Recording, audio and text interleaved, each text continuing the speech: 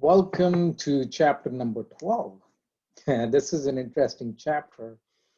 The reason I chuckle a little bit is this is about motivation, right? So, it's kind of difficult to motivate people. Doesn't matter what the culture is. Like, even if you're dealing with people in your own country, you might find it challenging. And now you have to figure out how to motivate people across cultures. That's why check out. So there is an added dimension of complexity. Okay. And there are lots of theories that you will see in this chapter. And it may seem like, there is too much emphasis to put people in a box, coming up with one size fits all kind of theory. And so I'll try to make it easier. I'll try to break it down into something that will help you not only motivate others, but motivate yourself as well. So, and also one more thing I want to caution is take a look at some of these studies. See, this is 1972, okay, 1972. So you may want to take this with a grain of salt. I'm not dismissing these theories, but I want you to understand that the time frame that these were taken in. So if you even go back over here, we'll go forward rather. So these are, as I said, 1972, and there are some that are here, 83, okay, 87. All right, so just want you to kind of have an idea. And also, I mean, not to brag here, but I've been to more than 50 countries, and what I've noticed is people are actually becoming more similar than different. See, in the past, countries were not that interconnected, but now countries are connected quite a bit. People watch the same shows, people watch very similar things, eat similar things, Pizza Hut, KFC, Burger King, McDonald's, all that. So people are actually becoming very similar than different. So keep that in mind. And also, I will give you, towards the end, a sort of a universal theory. I mean, that is something that I've come up with that will help you in understanding this even better. All right, so let's jump right into this chapter. And let me give you the first word for the quiz, and it is you as an umbrella, okay? You as an umbrella, ukulele, whatever else. So, and one thing that I want you to keep in mind, this is really, really important, and that is motivation is like we start thinking about unsatisfied need. Okay, this is an important keyword, these two. There is a difference between something that you want and something that you need, right? So whatever you need, we are more likely to put in effort. So to keep it simple, need is something like, let's just say you need food, right? That's what you need because you're hungry. And want could be you want, let's say, baby back ribs from Montana Mike. I used to be in Kansas. It's a pretty good restaurant, and I don't know, I've not seen it over here. Or you could want, tres leches cake from, actually, I love it from Fiesta. Some of you could have other ideas, but so, I mean, that is what is want. You want something, but what you need is food, right? So that's the difference. So what you need is something that you will work towards achieving it, and what you want is, yeah, I mean, it's nice to have it, but if you may not go out of your way to get it. Another example would be you need money to survive, right? You need to have a steady paycheck to pay bills. And want could be you want to become a millionaire or a billionaire. Okay, so understand the difference. So when something is a want, something that is needed to survive, we are more likely, we are more motivated to go for it. versus something that is nice to have, which is a want, we may or may not want to go for it. So here is a cool ninja technique. By the way, the second letter is C, C as in Charlie, C as in cat. And so here's actually ninja or jinja technique for that. And this will involve you to kind of sit down and think about this. See, we all store, so think about this as this is your mind map, okay? And we all store different things in different places. So if you think about your childhood, you might be storing it somewhere in a different place, right? You know, something that used to be like, you know, you used to go to kindergarten, okay, if you remember that, or you used to go to your high school or something, so you remember that. So the places where you remember is, you know, so in the mind map, we have different places where we store things. Similarly, you have a place where you store your wants and where your needs are. So if you want something or really badly, then you have to take that want, whatever it is, and put it in place where there are, so for each person it's different. You put it in the place where you need it. So again, um, we actually look at things in sort of a map, right? That's how we store things.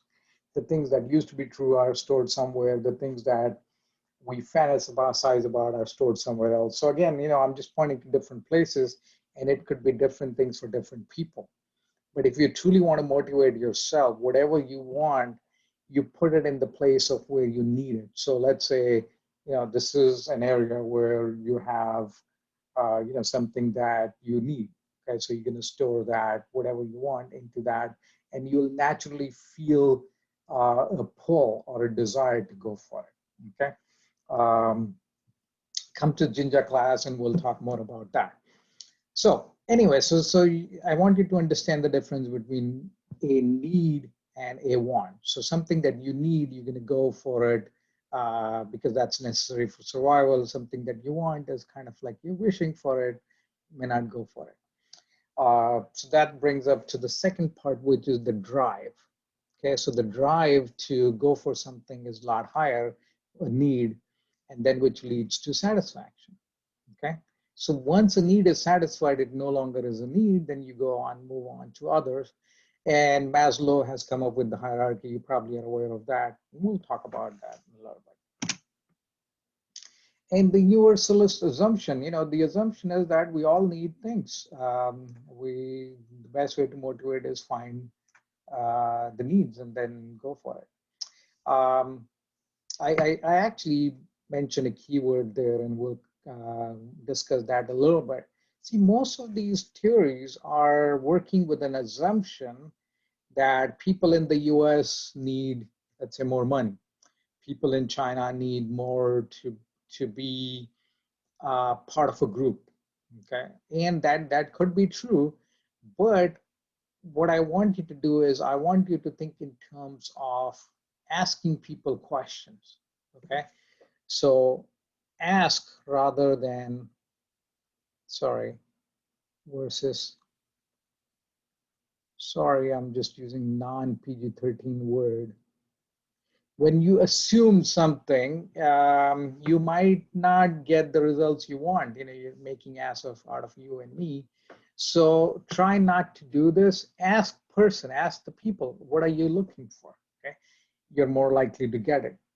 And again, I said more likely, I don't mean 100% you're going to get it, because there are some cultures where employees won't speak up. Even if they're not happy with something, they may not speak up.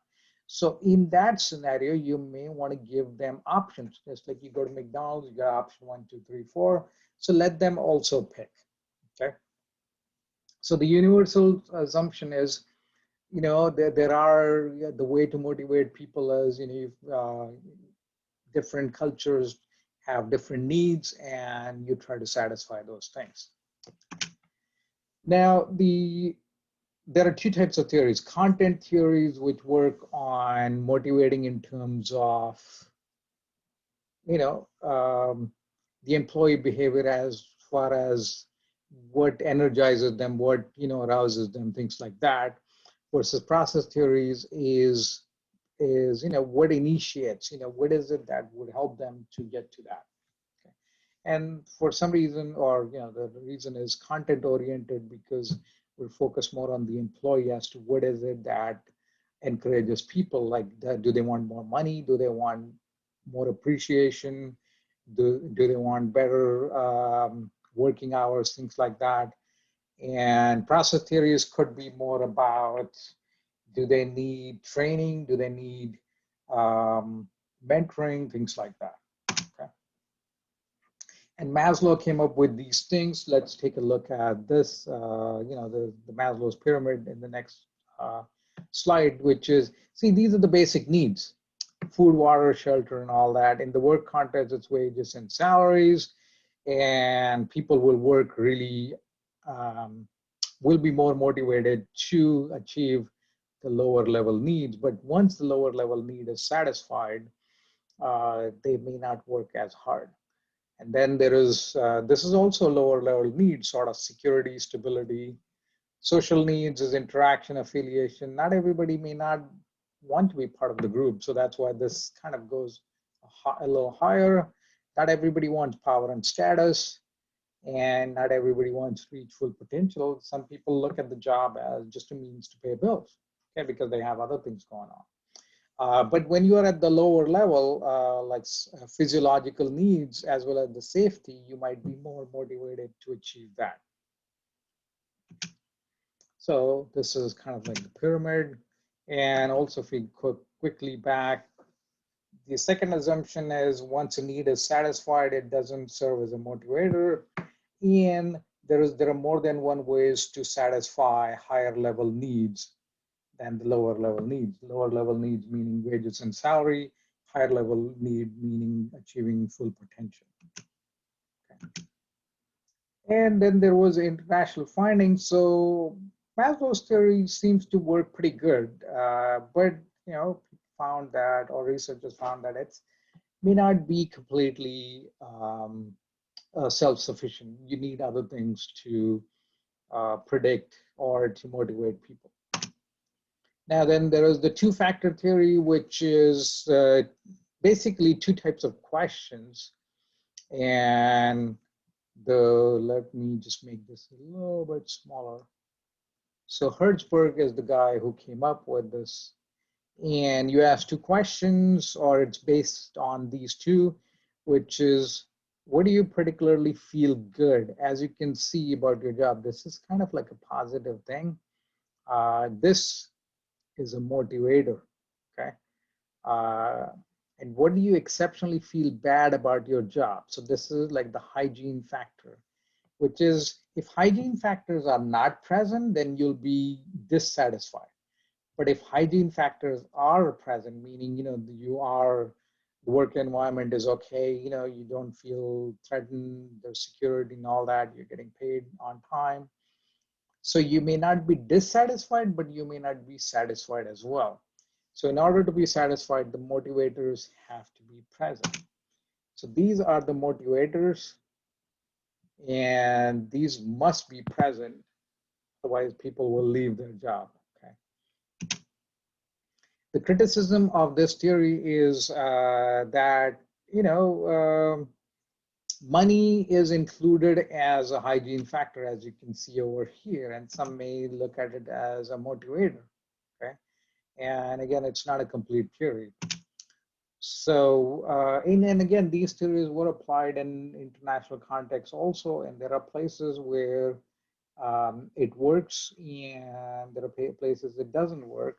And what some found out that in the cross-cultural studies is this actually is a better predictor of job satisfaction than as motivation.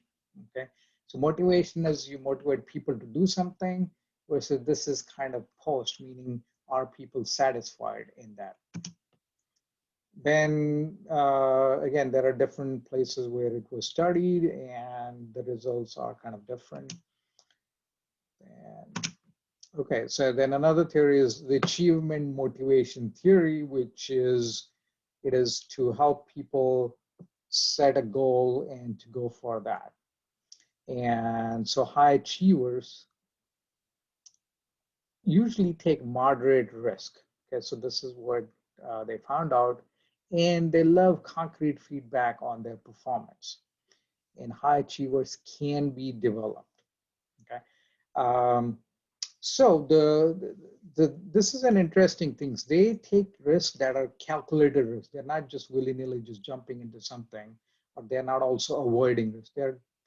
They know what the risk is, so it's a moderate level, and they know what the reward is as well. And as with any theory, there are always shortcomings with this. Okay, and then again, this is being studied at different places, and as I mentioned, the results may not work in all the countries, and at the same time, as I mentioned previously, it always helps to ask the person. Even in the US, like people holding the similar title, some may be motivated by money and some may be motivated by the flexible hours. Just give me the job and I'll do it. I don't have to get up and start working at 9 to 5. They could be doing it whatever time they want to do. Or some could be motivated if they can work remotely. Okay, so even in the US, people are motivated by different things. So it's good to understand these things, but not put too much emphasis on it. Always better to ask the person. And then, by the way, this was also done in 1983. So again, I'm just pointing it out, meaning the things may not be the way they are now, almost like 30 years later. Some of you probably were not even born. Anyway, so the feminine and masculine, the way you look at it is how much social interaction you need versus how much you can do it on your own. So this is kind of like on your own, and this is more sort of the group part of the thing. Okay, and uncertainty. So here people are more likely to take risk, and here they are less likely to take risk. Again, when you are over here, this is sort of less likely to take risk and the risk-taking behavior increases. This is more like group behavior, like you want to be part of the group, you want to work in groups. And here it is more people want to work on their own or work by themselves. Okay, that's the masculinity, femininity, and the uncertainty avoidance. And so we come to the process theories. We looked at the content theories, and one of them is equity. Like again, this actually equity theory is, if you feel like you're not treated equally, then you'd be dissatisfied. But if you know that you're treated equally, that may not motivate you, but at least you won't be dissatisfied. And the critics are like, it applies mostly to US, Canada, but it has limited value in Asia and Latin America. And the other theory is goal setting theory, which focuses on how individuals go about setting goals, responding to them, overall process. And so the specific areas that this looks at is the difficulty of the goal, the specificity, the objective, and research has shown that if people have a say in specifying the goal, then it works better. But if you look in the textbook, there are some countries where employees don't want to be part of that. They want a union to be part of the goal setting or the job description part. So again, you have to look at the culture. And again, the culture is, it's good to look at the different facets of it. That kind of gives you an idea as to how you would approach it. But at the same time, as I keep mentioning, you need to, because you are motivating an individual, okay? So you want to understand what the individual is motivated by. Expectancy theory is, efforts will lead to performance, performance will lead to outcome, outcome will lead to something that is of value to the individual, okay? So, the conditions, may not be right in some Asian countries where people may not have that choice.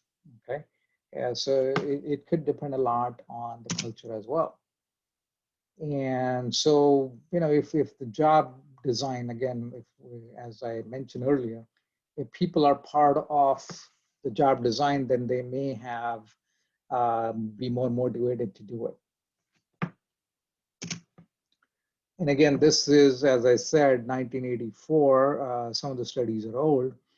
The cultural dimensions, although part of it still holds true.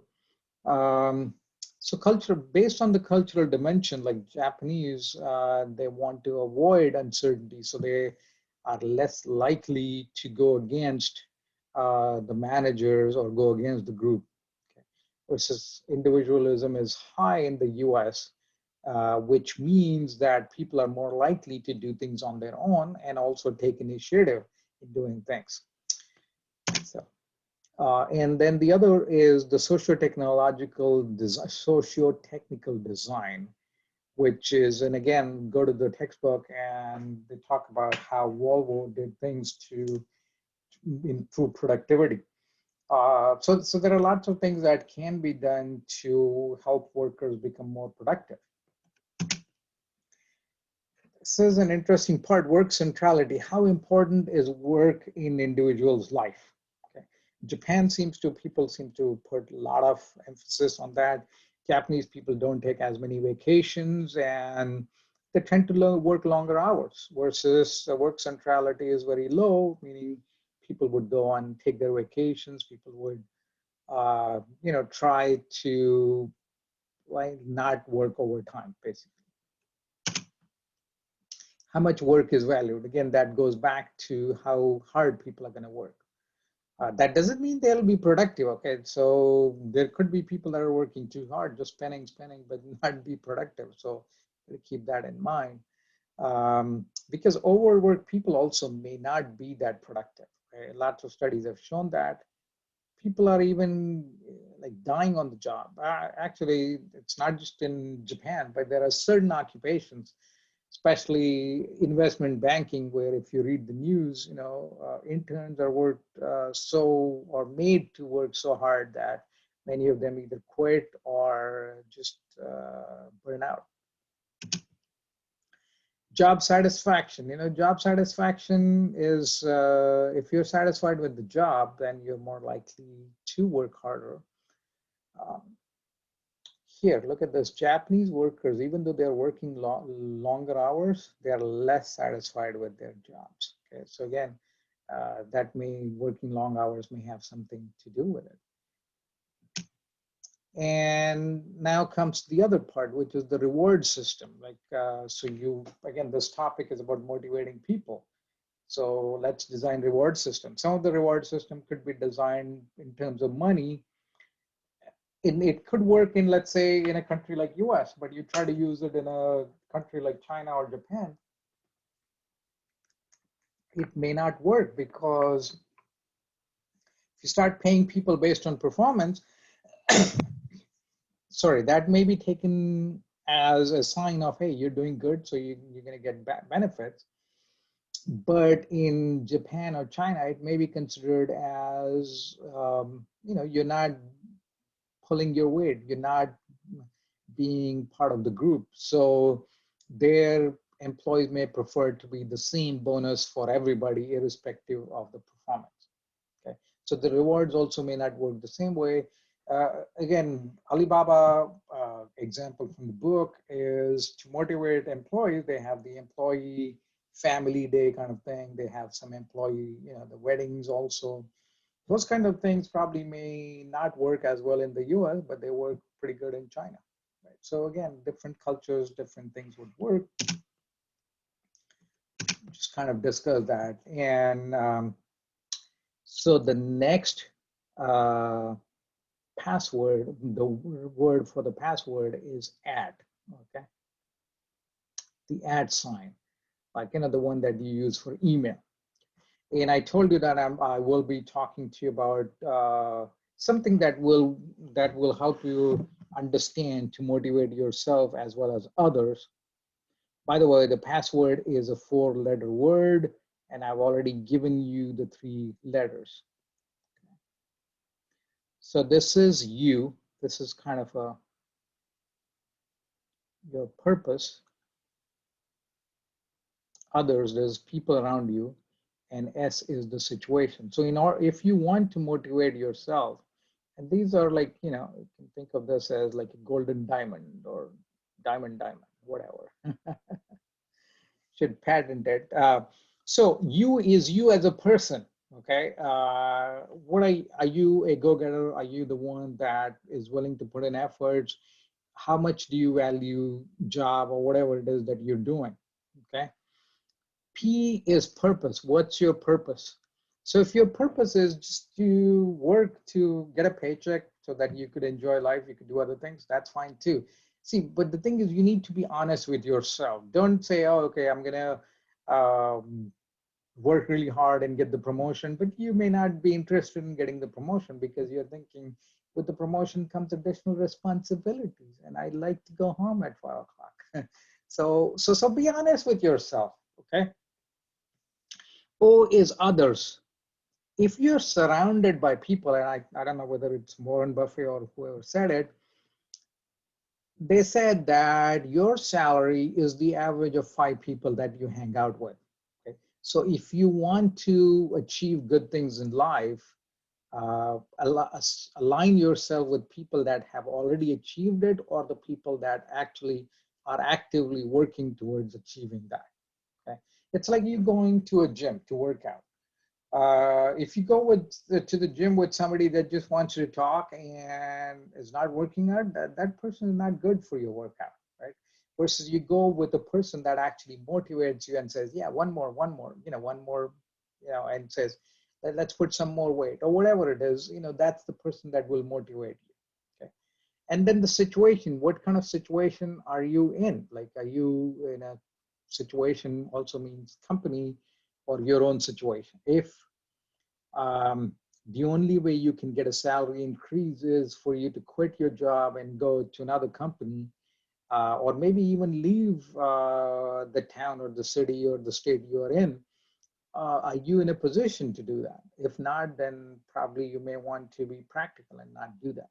Okay, so this is the model. By the way, the last word for your password is N as in Nancy, N as in new, N as in New York. Okay, so just a quick recap of this is the model which is to help you motivate yourself as well as others. Is you, the person, what motivates you? What is it that you want to do? Who are you? Are you a go-getter? Understand yourself. Are you the kind of person that would put in extra hours to do it? If not, be honest with yourself. And if that is true, then align yourself with people that will help you to get to that, people that are go-getters. And be in a situation, be in a company that has training programs, that has mentoring programs, and also your purpose. What is your purpose in life, and how are you, how much do you want that in life? Okay. All right. So let's quickly recap this. So this chapter is about motivating across cultures. Motivating itself is, as you might think, it's a challenging activity, but now you add the added complexity or the layer of culture that also makes it increasingly challenging. Okay, so we looked at the content theories, we looked and the process theories. In the content theory, something that you might have seen previously is Maslow's hierarchy. And so, whatever is at the bottom, which is the need, and also people are more strongly, if something that is you need, people are more strongly motivated to achieve that versus something that is a want, people are less likely to go for it, even though you want it, but the desire is lower, okay? Then we look at the process theories, one of the important ones, like all of them are good, but just pointing out a few things over there, which is like the equity theory, that maybe, if you're treated equally, equal pay, then you're more likely to be satisfied, to not be dissatisfied. Okay, again, you have to think about the satisfaction, dissatisfaction part as well. All right, so thank you for watching this video, and I will see you in future videos. All right, have a good one.